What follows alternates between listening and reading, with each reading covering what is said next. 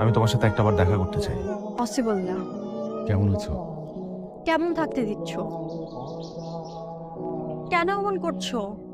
কেন করছি তুমি জানো না? আমি কিছু জানতে চাই না। তুমি রাহাকে নিজে থেকে বিয়ে করতে রাজি হয়েছো, কেউ তোমাকে জোর করেনি। হ্যাঁ, আমি নিজ থেকেই বিয়ে করতে রাজি হয়েছি। আগে সবকিছু ভুলে যেতে চেয়েছি, কারণ আমি অনেক অপেক্ষা করেছি তোমার জন্য।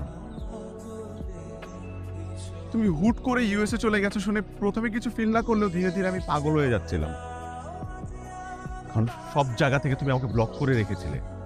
কত ফেক অ্যাকাউন্ট, কত আননোন নাম্বার থেকে আমি তোমাকে টেক্সট করেছি, আমি তোমাকে কল করেছি।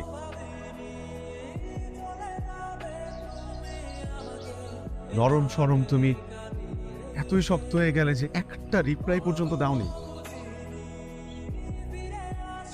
আমি বিয়ে করে তোমাকে ভুলে যেতে চেয়েছিলাম, এটা সত্যি, কিন্তু সৃষ্টিকর্তা আমাদের আবারও দেখা করিয়ে দিয়েছে। কেন? কোনো না কোনো কারণ তো আছেই। আমাকে জাস্ট একজন গেস্ট হিসেবে কনসিডার করো। বিয়ের পর দিনে আমি চলে যাব, প্লিজ।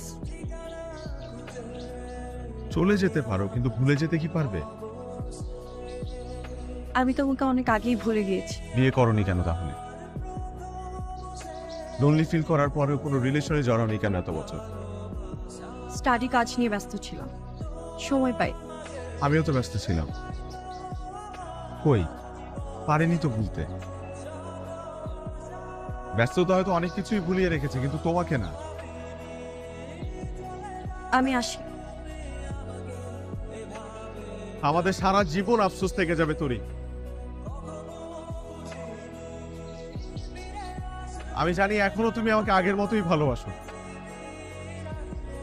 এতক্ষণ তুমি মিথ্যে বলেছো, তোমার চোখ মিথ্যা বলেনি।